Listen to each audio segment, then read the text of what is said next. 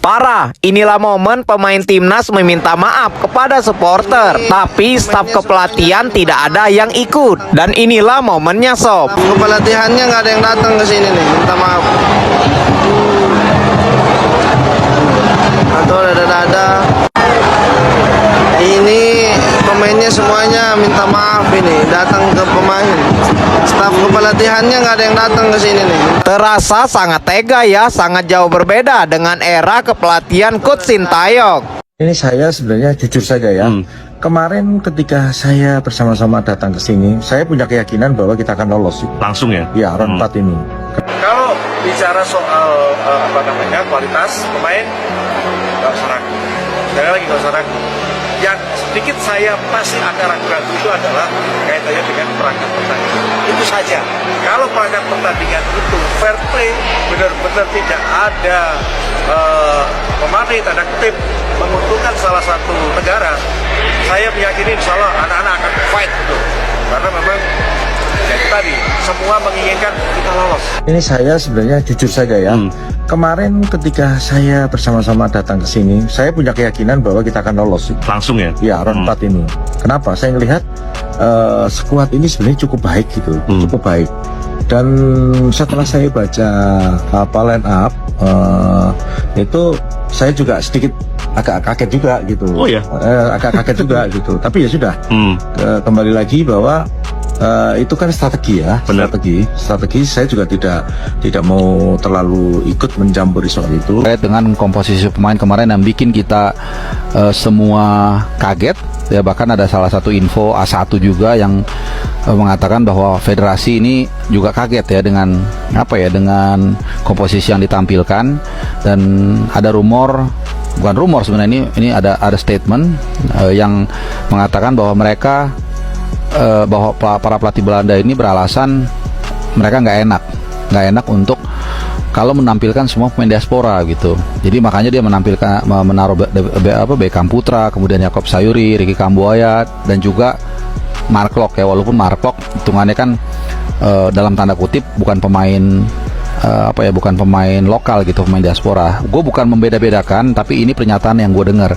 Sebenarnya ini adalah sebuah alasan yang lebih kayak excuse sih, karena kan kita sepakat ya kalau kita tidak membedakan para pemain itu baik lokal maupun juga diaspora. Ya kalau memang yang berkompeten itu pemain siapapun itu ya mainkan aja gitu. Kita nggak akan lihat dia dari A, dari B, dari C, mau semuanya pemain diaspora maupun semuanya pemain Super League pun kalau memang deliver hasilnya positif ya kita nggak akan mempermasalahkan kan gitu kan. Kita udah sepakat semuanya ini WNI kan, seperti itu. Nah tapi ya kita nggak tahu. Ini sebenarnya aku pengen tanyakan ya, apakah Anda memilih pemain itu ada pengaruhnya dia pemain diaspora atau enggak gitu. Karena ini yang gue dengar. Nah ini sayang gue nggak dapat kesempatan bertanya, malah mayoritas yang dikasih itu lucunya adalah wartawan dari Irak gitu. Sementara dari Indonesia cuma 3 orang, dan itu pun hanya 1 yang mendapat kesempatan gitu. Ini satu cerita aja di dalam ruang konferensi pers biar teman-teman tahu. Dan ternyata ketika wasit Ahmad Al-Ali asal Kuwait tak mempan di lobi Arab Saudi, pada akhirnya ada celah lain. Ada indikasi yang justru muncul dari tubuh internal timnas Indonesia yang patut dicurigai. Mari kita buktikan keanehan di tubuh internal timnas Indonesia itu sendiri. Di sebuah malam yang seharusnya menjadi sejarah emas sepak bola Indonesia, segalanya justru berubah menjadi bencana yang tak akan pernah dilupakan. Sebuah laga super penting, pertandingan hidup dan mati untuk memperebutkan tiket menuju Piala Dunia, justru berakhir dengan cara yang tak masuk di akal. Jutaan rakyat Indonesia menonton dengan hati berdebar, penuh harapan, penuh doa. Namun dalam sekejap, seluruh harapan itu hancur di hadapan mata. Bukan karena tim lawan jauh lebih kuat, bukan karena pemain Indonesia tidak siap, tapi karena sesuatu yang jauh lebih mencurigakan. Keputusan-keputusan aneh sang pelatih, Patrick Kluivert, yang kini tengah menjadi sorotan tajam seluruh negeri. Banyak yang percaya kekalahan itu bukan murni karena kesalahan strategi, melainkan karena ada sesuatu yang lebih besar, sesuatu yang berbau permainan gelap, yang bisa jadi sudah disusun jauh sebelum laga dimulai. Dan nama Patrick Kluivert kini disebut-sebut sebagai sosok utama yang bermain di balik layar, menjual impian ratusan juta rakyat Indonesia demi kepentingan pihak lain. Bayangkan saja, di laga sepenting itu, manajer tim nasional Indonesia, Sumarji, tidak diberitahu siapa saja pemain yang akan diturunkan. Ya tanya dia, nggak tahu kita. Kita tunggu dulu laporan dari Ketua BTN sekaligus manajer. Nah, baru kita ambil sikap. Nunggu ketua umum, beliau masih ada acara kan, kalian tahu kan. Masih mau nikahkan putrinya. Pekan ini, Pak? Ya, Bakal pernikahannya tanggal 18-19.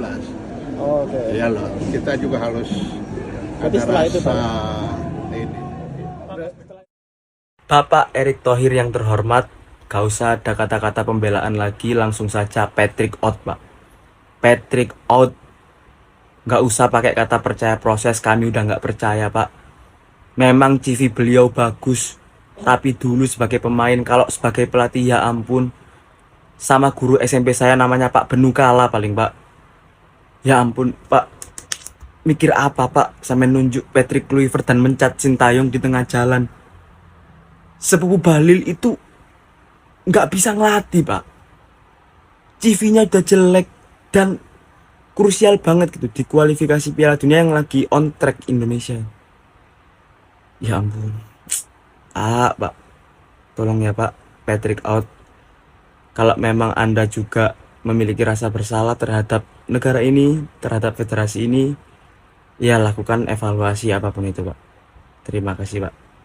Jadi kita nggak halu gitu loh, ya. Saya nggak bilang bagus, saya kecewa karena memang Patrick Kluivert menurut saya tidak mampu untuk membawa Indonesia ke level yang lebih baik. Gitu loh. Tim kepelatihannya, mohon maaf, Alex Pastor, Jenny Lanzat, dan Frank Kempen, Gerald Vandenberg, semuanya juga tidak membawa kita ke level yang lebih baik. Ini sudah dibuktikan sekarang.